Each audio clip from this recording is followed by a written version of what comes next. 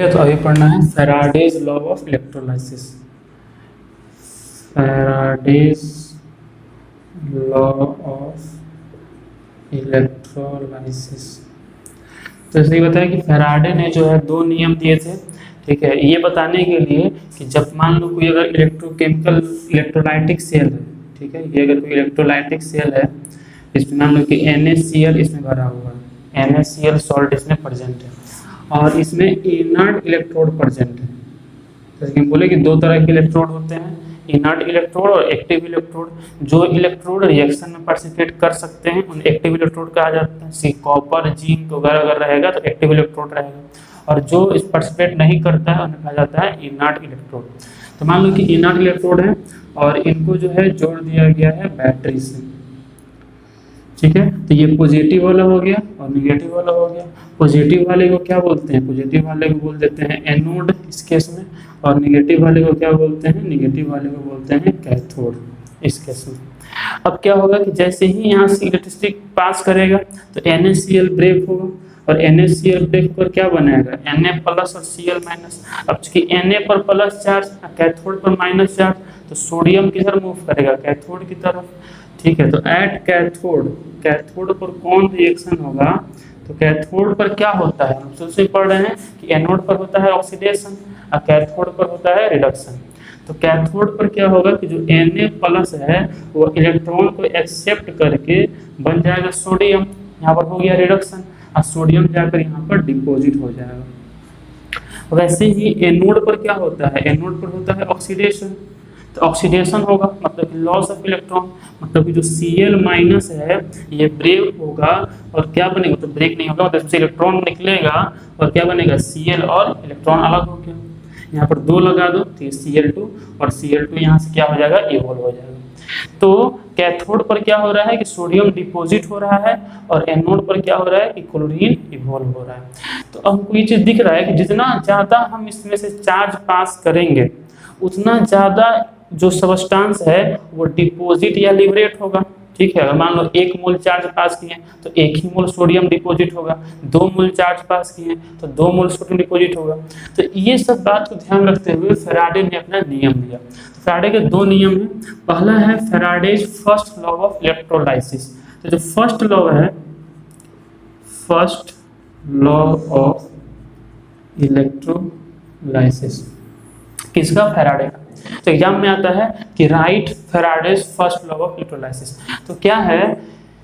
तो ये first law ये कहता है कि अगर किसी इलेक्ट्रोकेमिकल सेल से Q चार्ज पास कर रहा हो, Q चार्ज, और जो डिपॉजिट हो रहा है सबस्टांस वो अगर W ग्राम हो, मतलब if Q charge is passing through electrolytic cell and W is the amount of substance which is depositing on cathode, then according to Faraday's first law of electrolysis, W is proportional to Q.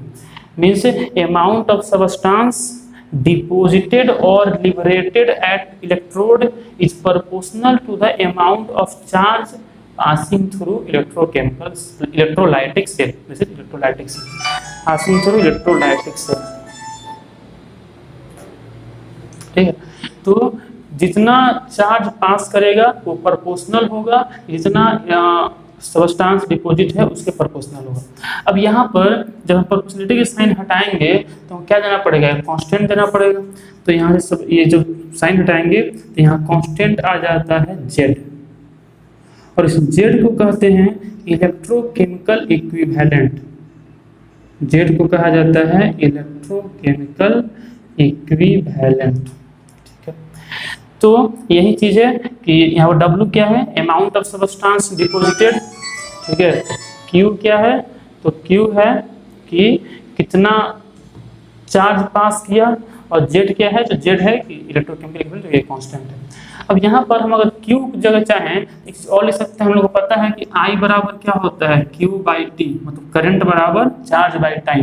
तो charge बराबर क्या हो सकता है? Current into time, ठीक है। तो यहाँ हम लिख सकते हैं W = Z इंटू Q की जगह आ जाएगा I into T, IT।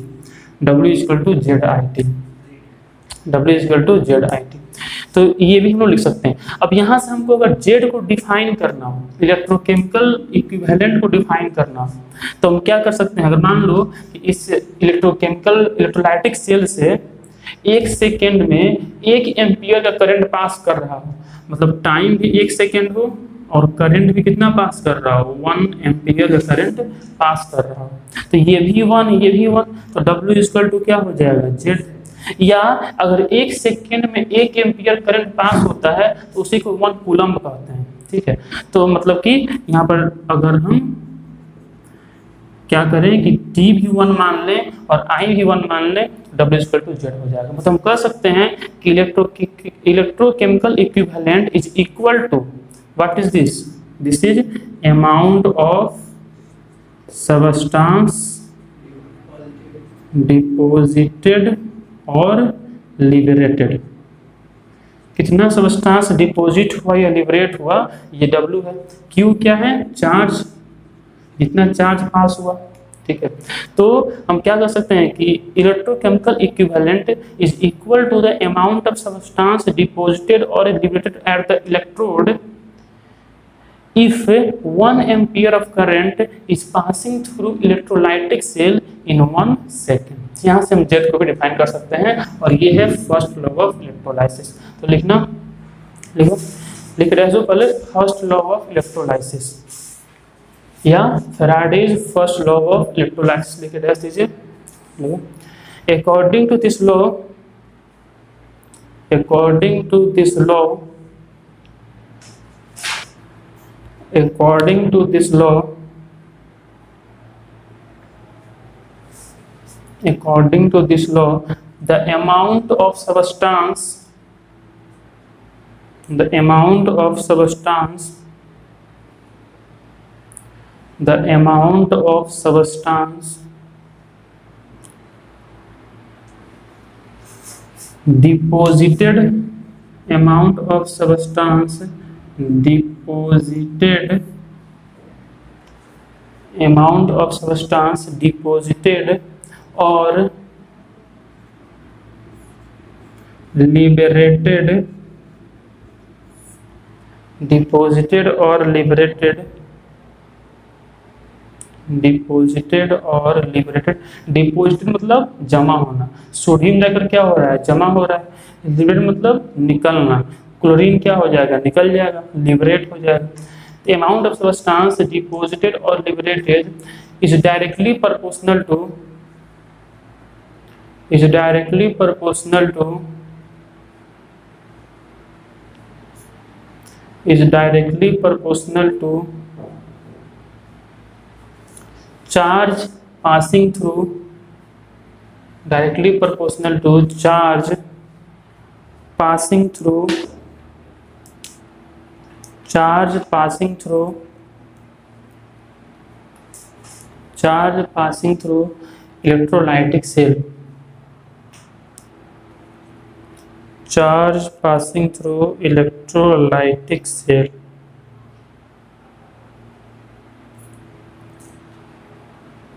Charge passing through electrolytic cell. इतना पैराग्राफ चेंज करके, if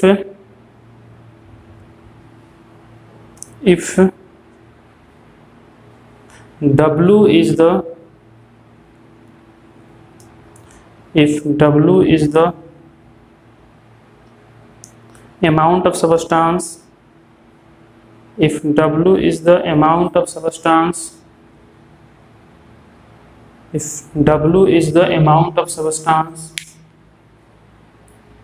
depositing on electrode, depositing on electrode, depositing on electrode, and Q is the charge, and Q is the charge passing through electrolytic cell, passing through electrolytic cell, passing through electrolytic cell, then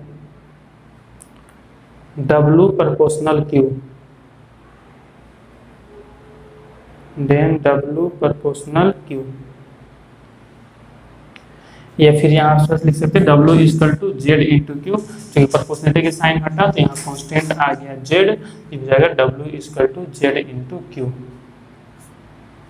जहाँ पर कि W है amount of substance deposited और liberated, Z है electrochemical equivalent और Q है charge. लिख लो, W है अमाउंट ऑफ सबस्टांस डिपोजिटेड और लिबरेटेड, Z है इलेक्ट्रोकेमिकल इक्विवेलेंट और Q है चार्ज।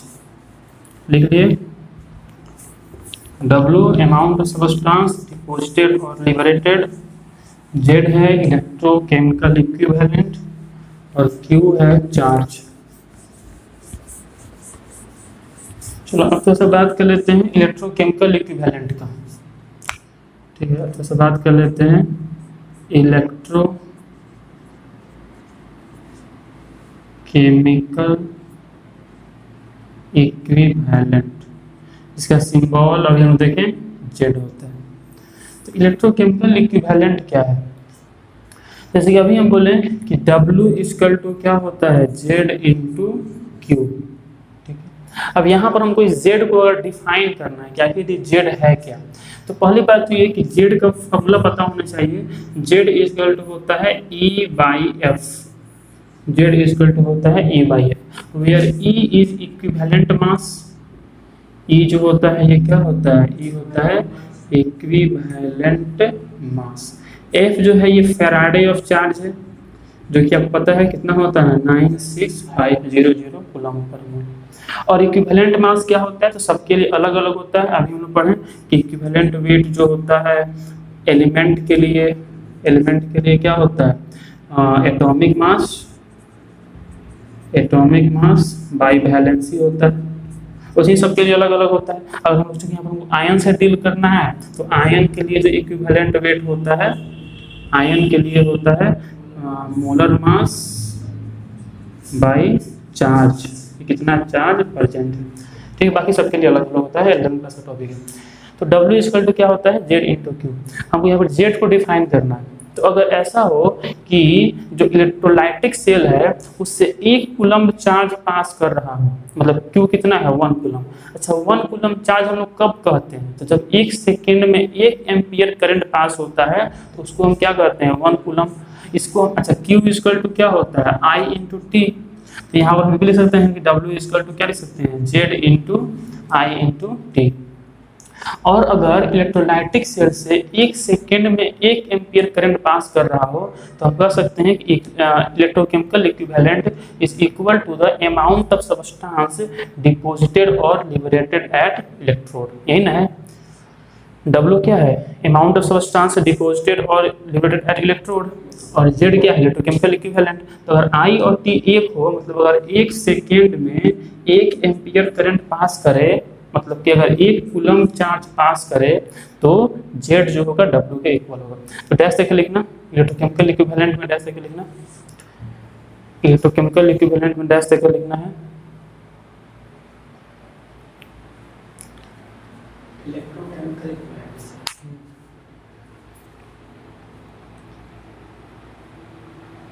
इलेक्ट्रोकेमिकल इक्विवेलेंट में डैश देके लिखना है। It is defined as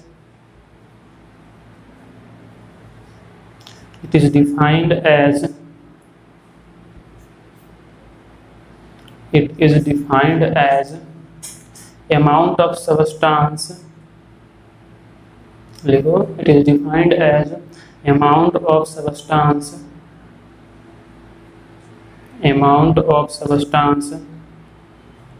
deposited or liberated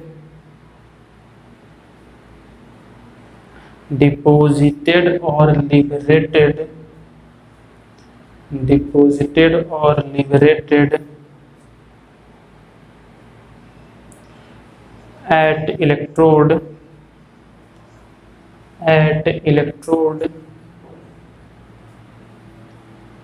if 1 ampere of current if a 1 ampere of current 1 ampere of current is passing through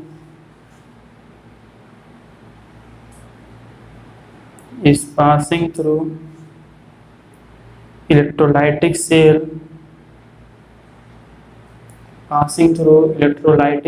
in 1 second.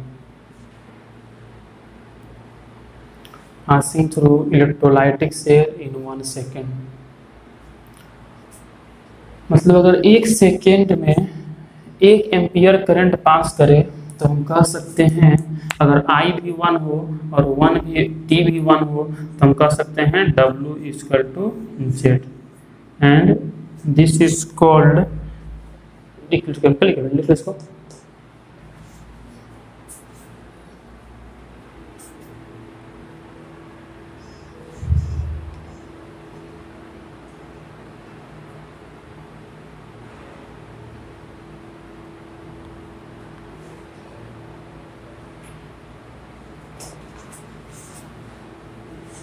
लिख लिए? क्या लिखिए? W equal Z into Q, W equal Z into I into T, I और T 1 है तो W equal to क्या हो जाएगा? Z। ठीक है, तो यही है फैराडेज फर्स्ट लॉ। इस पर बहुत अच्छा सा क्वेश्चन एनसीईआरटी में दिया हुआ है, उसको हम लोग करेंगे। उसके पहले सेकेंड लॉ एक बार देख लो, पहले फिर से देखा जाएगा। तो फर्स्ट लॉ क्या है कि जितना चार्ज पास करता है, ठीक है, अच्छा ये लिख लो ना, Z इक्वल टू E/F, जहाँ पर E है इक्विवेलेंट मास और F है Faraday charge. Z equal to E/F,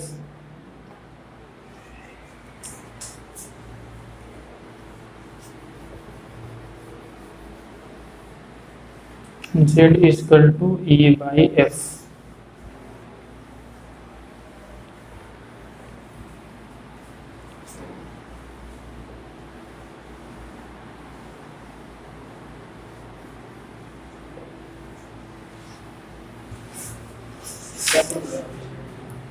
लिख लिया? चलो अब लिखो फैराडेज सेकेंड लॉ। दोनों लॉ पढ़ लेते हैं फिर क्वेश्चन किया जाएगा इसमें। लिखो Faraday's second law of electrolysis. ये ज़्यादा इंपॉर्टेंट है, एग्जाम में सबसे अधिक यही पूछता है। Faraday's second law of electrolysis, Faraday's second law of electrolysis. तो फैराडेज सेकेंड लॉ क्या है? फैराडेज फर्स्ट लॉ में केवल एक इलेक्ट्रोलाइटिक सेल का बात किया गया, ठीक है। फैराडेज सेकेंड लॉ में एक से अधिक इलेक्ट्रोलाइटिक सेल का बात किया जाता है। इसमें क्या कहा जाता है कि मान लो कि अगर 2 या 2 से अधिक इलेक्ट्रोलाइटिक सेल हैं जो आपस में सीरीज में कनेक्टेड हैं, 2 तरह का कनेक्शन हो सकता है, या तो सीरीज हो सकता है या पैरेलल हो सकता है। सीरीज कब कहते हैं? जब क्या सेम हो, चार्ज सेम हो तब सीरीज कहते हैं, कि जब वोल्टेज सेम हो तब सीरीज कहते हैं। जब चार्ज सेम हो, करंट सेम हो, उसको क्या कहते हैं? सीरीज कॉम्बिनेशन कहते हैं। तो जो सेकेंड लॉ है ये बात करता है एक से अधिक इलेक्ट्रोलाइटिक सेल का, और ये कहता है कि अगर एक से अधिक इलेक्ट्रोलाइटिक सेल आपस में सीरीज में कनेक्टेड है, ये मान लो इलेक्ट्रोकेमिकल सेल नहीं है, ये इलेक्ट्रोलाइटिक सेल है, ठीक है। तो अगर ये मान लो कि 2 इलेक्ट्रोलाइटिक सेल हैं, एक में मान लो कि जिंक सल्फेट है और एक में कॉपर सल्फेट है, ठीक है। इसमें जिंक का रॉड डाला गया है और इसमें जो है कॉपर का रॉड डाला गया। ये रॉड किसका है? जिंक कॉपर का। ये रॉड किसका है? जिंक का। और ये आपस में कनेक्टेड हैं सीरीज में। किसमें कनेक्टेड है? सीरीज में कनेक्टेड है, सीरीज में कनेक्टेड। तो सीरीज कनेक्टेड है, तो ये देखो ये जिंक है और ये कौन है? कॉपर है। तो ये लॉ ये कहता है कि अगर बताओ अगर सीरीज में कनेक्टेड इनसे क्या है? चार्ज तो सेम है, इनसे दोनों से गुजरने में जो क्यू है, क्यू कैसा होगा? सेम होगा। तो इन्होंने कहा कि अगर 2 या 2 से अधिक इलेक्ट्रोलाइटिक सेल आपस में सीरीज में कनेक्टेड है और उनसे सेम अमाउंट ऑफ चार्ज पास कर रहा है, तो जितना चार्ज पास कर रहा है वह प्रोपोर्शनल होता है उसके इक्विवेलेंट वेट के। प्रोपोर्शनल होता है किसके? इक्विवेलेंट वेट के प्रोपोर्शनल होता है। मतलब कि फर्स्ट सेल में जो चार्ज पास किया, मान लो कि यहाँ पर जो है जो यहाँ पर डिपॉजिट हुआ वो मान लो है WZN, और जो यहाँ पर डिपॉजिट हुआ वो हुआ WCU। ठीक है, यहाँ पर क्या डिपॉजिट होगा, कॉपर, और यहाँ पर क्या डिपॉजिट होगा, जिंक। ठीक है, तो ये जो जिंक चार्ज अगर सेम है तो जितना सब्सटेंस डिपॉजिट होगा वो प्रोपोर्शनल होगा उसके इक्विवेलेंट वेट के। मतलब यहाँ मान लो अगर डिपॉजिट हो रहा है WZN और यहाँ पर क्या डिपॉजिट हो रहा है WCU, तो जो WZN है ये प्रोपोर्शनल होगा इक्विवेलेंट वेट ऑफ Zn, और जो WCU है ये प्रोपोर्शनल होगा equivalent weight of Cu। This is called Faraday second law of lattice, कि if 2 or more than 2 electrolytic cells are connected in series and same amount of charge is passing through them, then amount of substance deposited on their electrode is proportional to their equivalent mass। ठीक है, अगर 2 या 2 से अधिक electrolytic cell आपस में series में connected हैं और उनसे सेम अमाउंट ऑफ चार्ज पास हो रहा है, जितना सब्सटेंस डिपॉजिट होगा इलेक्ट्रोड पे वो उसके इक्विवेलेंट मास के प्रोपोर्शनल होगा। इसी को कहते हैं फैराडे सेकंड लॉ। अब इसको हम ऐसे लिख सकते हैं WZN बाई WCU बराबर EZN बाई ECU। तो यही है Faraday second law of electrolysis. ये क्या है, हाइड्रोजन है, weight of zinc deposited WCU क्या है, तो WCU है weight of copper deposited. EZN क्या है, तो इक्विवेलेंट वेट ऑफ Zn, और ECU क्या है, तो ये है इक्विवेलेंट वेट ऑफ Cu। तो इसी को कहा जाता है Faraday second law process. Direct लिखना, according to this law, according to this law, according to this law, if two or more than two electrolytic cells, if two or more than two electrolytic cells, two or more than two electrolytic cells are connected in series, are connected in series, connected in series and connected in series, connected in series and same amount of charge is passing through them, and same amount of charge is passing through them, same amount of charge is passing through them, same amount of charge is passing through them, then THEN, passing through them, THEM, then THEN, then them लिखनी है, passing through them,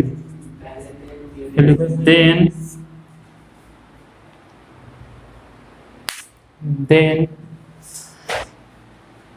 amount of substance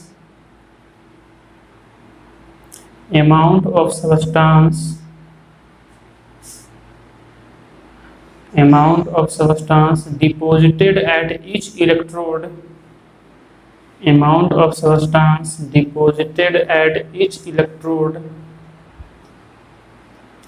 deposited at each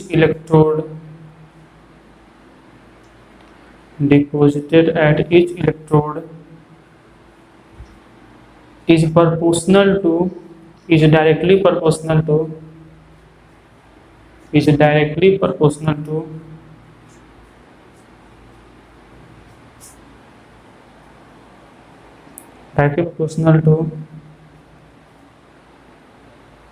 their equivalent weight.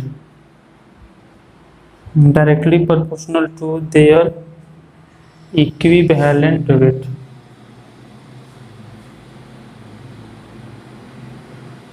Directly proportional to their equivalent wait.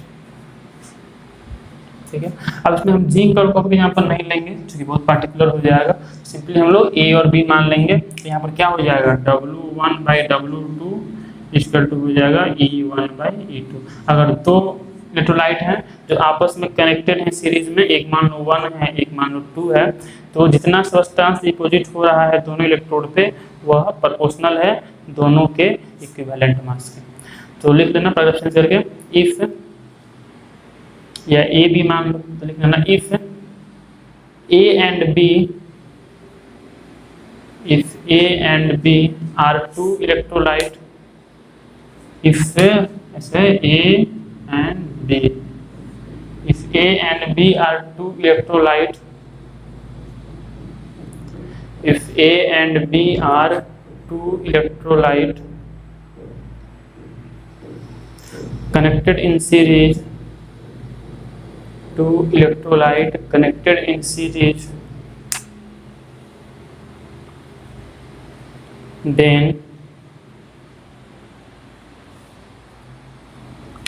ऐसे लिखना, weight of A deposited by weight of B deposited is equal to equivalent weight of A by equivalent weight of B.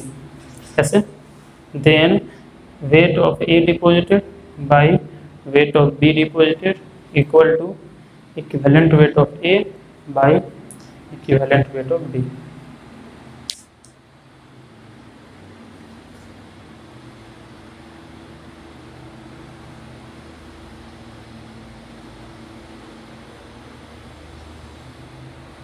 ये ऐसे भी लिख सकते हैं, last लिख देना ऐसे, WA/WB is equal to EA/EB।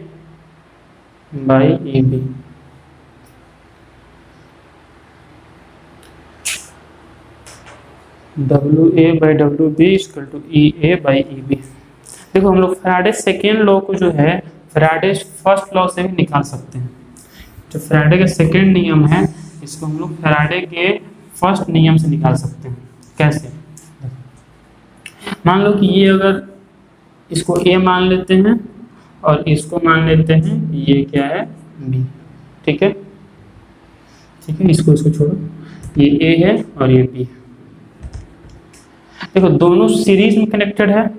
अभी दिखा रहे हैं हम कि कैसे हम लोग जो ये फैराडे का सेकेंड लॉ है इसको हम फैराडे के फर्स्ट लॉ से निकालेंगे। तो दोनों सीरीज में कनेक्टेड है, दोनों से निश्चित रूप से चार्ज तो सेम ही जा रहा होगा, मतलब Q दोनों में है, दोनों में चार्ज कितना है Q, तो दोनों सीरीज में है, सीरीज में चार्ज तो सेम होता है, सीरीज में चार्ज कैसा होता है सेम। तो फैराडे फर्स्ट लॉ के हिसाब से जो वेट ऑफ ए डिपॉजिटेड है Faraday first law equal to क्या होगा, Z into Q, ZA into Q, Z सबके लिए अलग अलग होता है तो ZA इंटू क्यू। वैसे ही फैराडे सेकेंड लॉ के हिसाब से जो WB फैराडे फर्स्ट लॉ के हिसाब से तो WB है वो किसके इक्वल होगा, ZB इंटू क्यू, होगा कि नहीं। फैराडे लॉ यही ना होता है फर्स्ट लॉ कि W equal to Z into Q. अब ए का बात करें तो ए आ गया, बी का बात करें तो बी आ गया। अब Z इक्वल टू क्या होता है E/F, तो यहाँ पर लिख सकते हैं WA इक्वल टू, ऐसे काम करो, इसके इक्वेशन 1 इसके इक्वेशन 2 1/2 कर दिया जाए 1/2। तो यहाँ पर क्या हो गया WA/WB is equal to Z equal to क्या होता है, Z इक्वल टू होता है E/F। तो ZA इक्वल टू क्या हो जाएगा EA/F। FA क्यों नहीं, क्योंकि F तो कांस्टेंट है ना, तो फैराडे कांस्टेंट फिक्स है। E अलग अलग हो सकता है, इक्विवेलेंट वेट सबके लिए अलग अलग होगा। तो Z एक जगह लिख सकते हैं हम EA/FA इंटू क्यू, वैसे ही ZB FA नहीं EA/F, और ZB इसकी जगह क्या लिख देंगे तो EB/F इंटू क्यू। F से F कैंसिल हो गया, Q से Q कैंसिल हो गया, तो क्या बचा WA/WB is equal to EA/EB। यही तो फैराडे सेकेंड लॉ था, इन था। W A by W B equal to E A by A B, ये सब फैराडे सेकेंड लॉ। तो फैराडे फर्स्ट लॉ से जो है हम फैराडे सेकेंड लॉ को रिड्यूस कर सकते हैं। तो लिखना डिडक्शन ऑफ या finding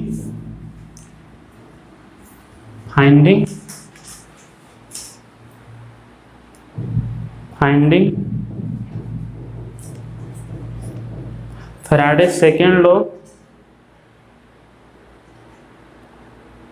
from first law, finding Faraday second law,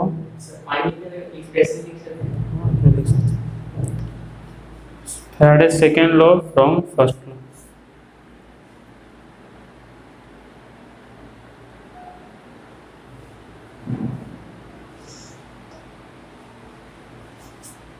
लिख लो,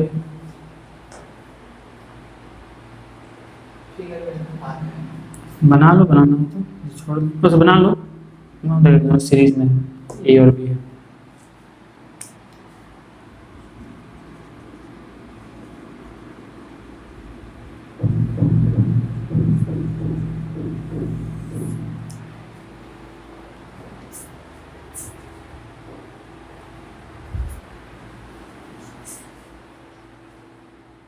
लिख लिया।